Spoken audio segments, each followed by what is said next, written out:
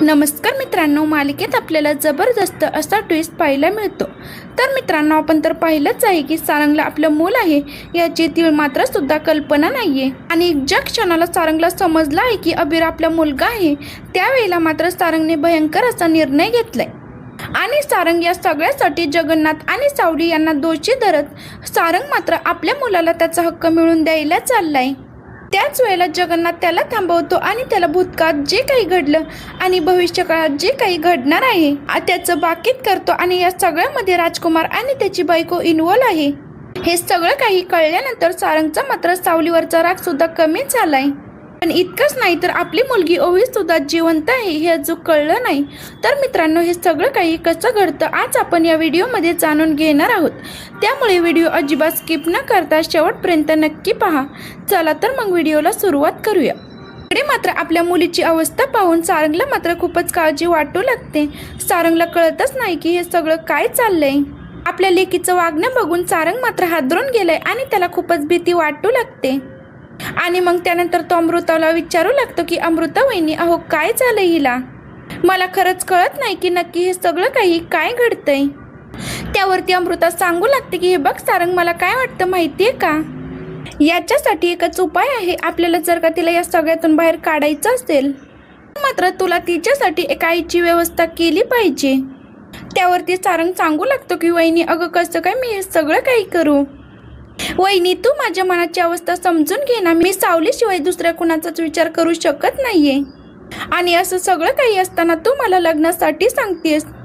तर अमृता म्हणू लागते की नाही सारंग, असं काही नाहीये, पण मला काय वाटतं माहितीये का, जर आता या सगळ्यामध्ये तू आता तिला एक आई आणलीस ना, खरंच ती या सगळ्या काही ट्रॉमातून बाहेर पडेल। तर ती मला म्हणत होती की काही झालं तरी माझी आई असती ना तर मात्र तिने मला प्रोटेक्ट केलं असतं। अरे, त्या बालमनावर खूप खोलवर परिणाम होतोय आणि तिची अवस्था बघून मला खरंच खूप वाईट वाटतंय। तर ती सारंग म्हणू लागतं की वहिनी, मला ही सगळी काही गोष्ट कळते, पण त्यासाठी तू जो काही उपाय सांगतेस ना तो उपाय मात्र मला पटत नाहीये।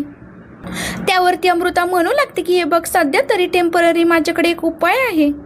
त्यावरती सारंग म्हणू लागतो की हे बघ, लग्न करण्याशिवाय दुसरा कोणताही पर्याय असेल ना तो पर्याय तू मला सांगू शकतेस, पण लग्न मात्र मी कुठल्याही परिस्थितीत करू शकत नाहीये।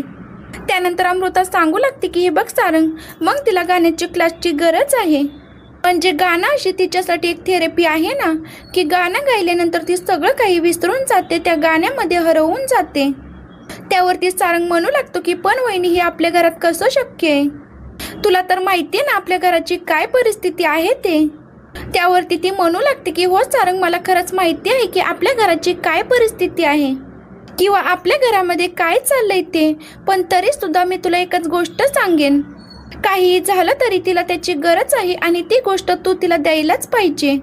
असं म्हटल्यानंतर सारंग विचार करू लागतो आणि म्हणू लागतो की काय करू, म्हणजे वहिनी जे काही बोलते ते सुद्धा कुठेतरी खरं आहे, सगळ्यामधून कसा मार्ग काढायचा त्याला काहीच कळत नाहीये। सारंग आता विचार करू लागतो तर इकडे तोपर्यंत सावली गुरुकुलला जायला निघाली। जगन्नाथ मात्र तिला अडवत असतं, तिला जाऊ देत नसतो।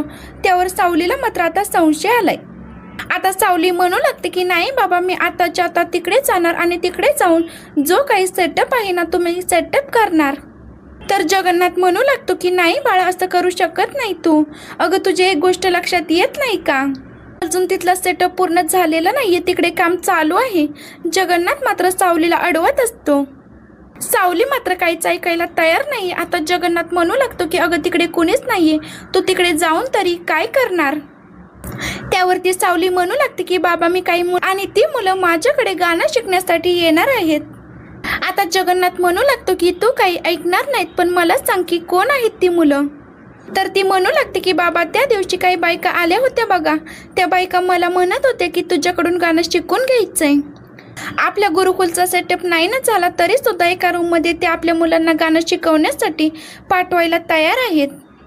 तर जगन्नाथ म्हणू लागतो की खरं सांगू का, तुझं गाणं लोकांना इतकं वेळ लावतं ना, खरंच तुझ्या आवाजात जादू आहे, पण बाळा तुझा आवाज जर का मेंदळेपर्यंत पोचला ना तर मात्र खूप मोठी गडबड होऊ शकते। त्यावरती सावली सांगू लागते की नाही बाबा, तसं काहीच होणार नाहीये, तुम्ही या सगळ्याची अजिबात काळजी करू नका, मी त्याची काळजी घेईन। आता जगन्नाथला मात्र खूपच काळजी वाटू लागते. जगन्नाथ मनातल्या मनात विचार करतो आणि म्हणू लागतो, आपण किती हा आवाज लपवण्याचा प्रयत्न केला किंवा आपण किती तिची ओळख लपवण्याचा प्रयत्न केला, तरी सुद्धा नियतीच्या मनामध्ये काहीतरी वेगळंच आहे हे मात्र आपल्याला समजून घ्यायला हवं. त्यावरती जगन्नाथ सांगू लागतो की ठीक आहे बाळा, मी तुला किती आणि या कशामध्ये या सगळ्यामध्ये अडवू शकतो. मला नाही वाटत की मी या सगळ्यामध्ये तुला अडवू शकतो. ठीक आहे, तू तुझ्या गाण्याला मुक्तपणे वाव दे आणि मुलांना शिकव. कसं आहे ना, आतापर्यंत तुझा आवाज हा तुझ्याकडून हिरावूनच घेण्यात आलेला आहे, पण आता तुझ्या आवाजाचं सत्य मात्र येऊ दे सगळ्यांसमोर. काही हरकत नाही, हा तुझा बाबा तुझ्या पाठीशी ठामपणे उभा आहे. सावली आता आपल्या आवाजाला वाव देण्यासाठी निघाली आहे, पण तिला माहिती नाहीये की आपलीच मुलगी आपल्या नवऱ्यासोबत गाणं शिकण्यासाठी येत आहे. सारंग आता ओवीला म्हणू लागतो की चल बाळा, आज मी तुला तुझ्या आवडीच्या ठिकाणी घेऊन जाणार आहे. पण ओवी आता काहीच रिस्पॉन्स देत नाही. त्यानंतर सारंग म्हणू लागतो की ओवी बाळा ऐक तरी, मी तुला कुठे घेऊन जाणार आहे ते. आता ओवी म्हणू लागते की कुठे घेऊन जाणार आहेस तू मला. तर सारंग म्हणू लागतो की तुला गुरुकुलमध्ये गाण्यासाठी जायचं आहे ना, तिकडेच बाळा तुला आता मी घेऊन चाललेलो आहे. असं म्हटल्यानंतर कुठेतरी ओवी मात्र आता खूपच खुश झालेली आहे. ती आपल्या बाबांना मिठी मारते आणि म्हणू लागते की बाबा आत्ताच्या आत्ता मला तू तिकडे घेऊन चल. पण घरामध्ये कळलं तर सारंग म्हणू लागतो की तू अजिबात काळजी करू नकोस. काही झालं तरी घरामध्ये कळलं तरी काहीच हरकत नाहीये. हा बाबा मात्र तुझ्या पाठीशी ठामपणे उभा आहे. असं म्हटल्यानंतर अमृता म्हणू लागते की हे बघ सारंग, तू तिला घेऊन जा आणि तिला घेऊन गेल्यानंतर सुद्धा तू आईंना सगळं काही सांगून टाक.